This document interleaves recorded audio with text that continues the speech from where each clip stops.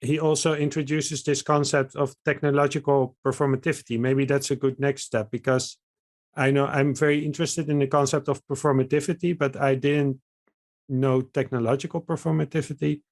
One way of looking at performativity is if I say, I promise you this, then I'm doing the thing I'm describing. So it's not just a description. So that's where it came from linguistics. Mm-hmm. But you can expand it. I think Derrida has done that as well. For instance, if you read a novel, it describes a world, but by describing that world, it also brings this world into being. So if I connect it this way to technology, then I would say that something like the smartphone or an internet or something, it creates a world in which it functions. So there's not a default world there, and then you introduce a technology, but actually by introducing a technology, it also changes the world or the society. Like maybe the technology of writing transformed a society in which writing becomes very important. Right. Well, this is a character from the beginning. And what makes it hard to recognize from the beginning is firstly the fact that change is so slow, but also the fact that it's very hard to see that it's a dynamic between the organisms that we are and the technical organs that we create. And this is what I was trying to describe with the idea of a mirror. It's what happens between the mirror and the one who sees themselves into the mirror.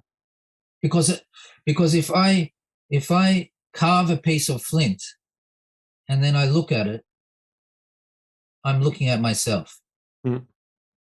And if I pick up a piece of flint that was carved 50,000 years ago and I look at it, I'm looking at us.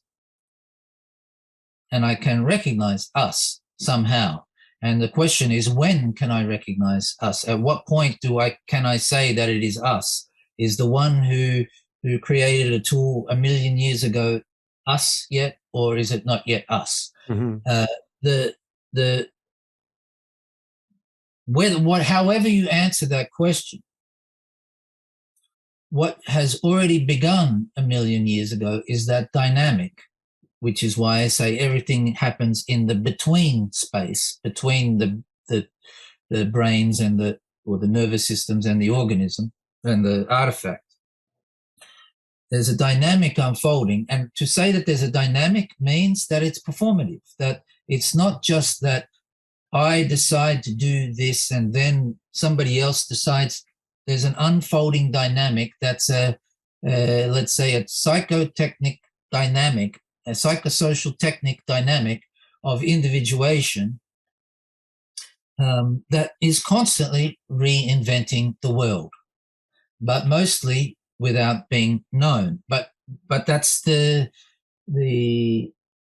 let's say aporia of decision. It's nothing but the sum of all decisions, but we are not the authors of our decisions alone. All of our decisions are because we are responding to a dynamic that we are already in, that we are already born into. And this is why you need Heidegger, because he understands that our past is what is already running ahead of us, that we have to grow into through adopting that past, and adopting it means transforming it, blah, blah, blah.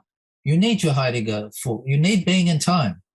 And so decisions are always decisions about something. You're always in a situation where you make a decision. We're in an extended critical situation in the same way as Longo describes for life, but in our case, that extended critical situation is a technical situation and a different kind of local situation in the sense that it's idiomatic to this locality, this nation, but then becomes the generator of another process, which is globalization, which is a delocalization process. Yeah. And it's that delocalization process of globalization, which is also the expansion of the Western individuation process to the whole planet, that produces the Anthropocene.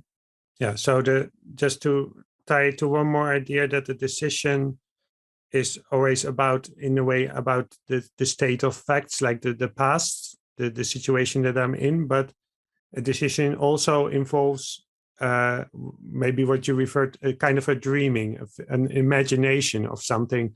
For instance, if I decide, shall I stay, eat in or go out for dinner tonight, I'm imagining two possibilities.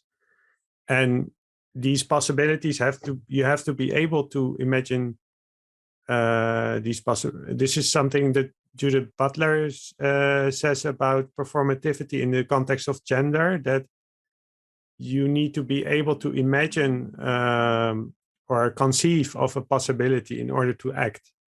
So you cannot do an action.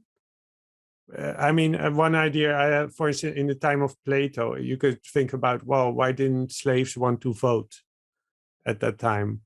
I think it's probably in that time it would be very hard for a slave to even conceive of the possibility to vote, and it not being more ridiculous than a dog voting or something.